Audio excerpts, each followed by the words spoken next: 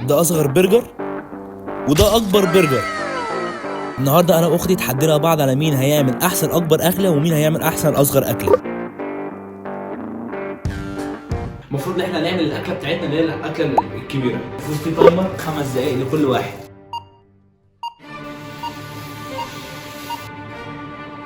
بيتزا دايما من بدايتها كده الشريحه تبقى كبيره. نقفلها. يا ترى دايما بتعمل ايه دلوقتي؟ بيتزا صغننه بس عايزين حاجه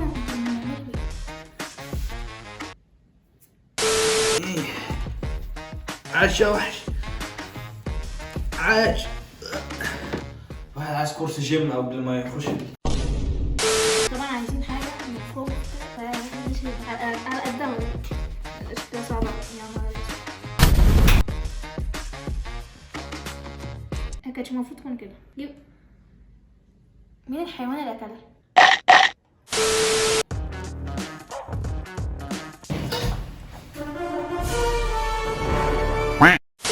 قلت اطمن بس.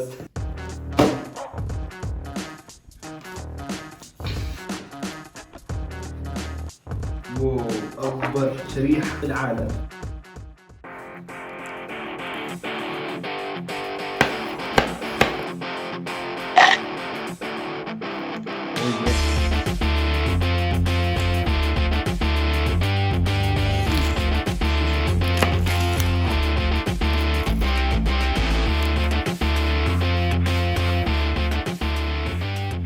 الزيتون بس هي الزيتونية كبيرة شوية فهنحطها.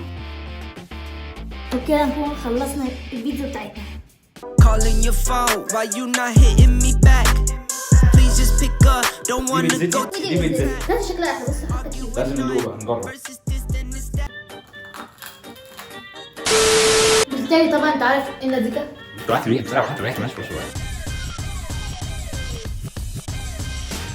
اصغر برجر في العالم، ومش ده عشان ده برجر طبيعي، فاحنا بقى نحاول تعالوا عشان نعمل اصغر برجر في العالم. ايه كده ده ما تقطعش من تحت. اصغر عيش في العالم. هنحط شويه مايونيز، نعمل اصغر خاصيه في العالم زي كده. هنروح نطبخ دي.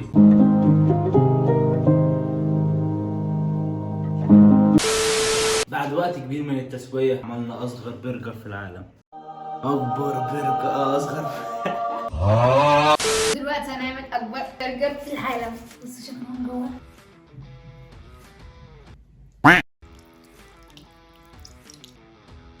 دلوقتي بقى نحط المكونات اللي فوق. الحلوف ده طبعا هياخد حاجات كتيرة. أنا عايزاها بص هعملها زي الوردة. حط يا ابني هناكل النهارده سندوتش فيه.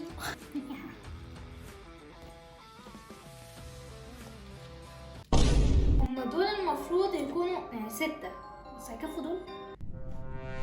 هو مفيش غير خس. هناكل يعني سندوتش خس بطماطم بمايونيز مش لحمة. ويلا بينا. ده برجري وده برجري. بص هو مش يعني هو ده الواضح اللي كسب. يعني تمام. أنا اللي كسبت النهارده.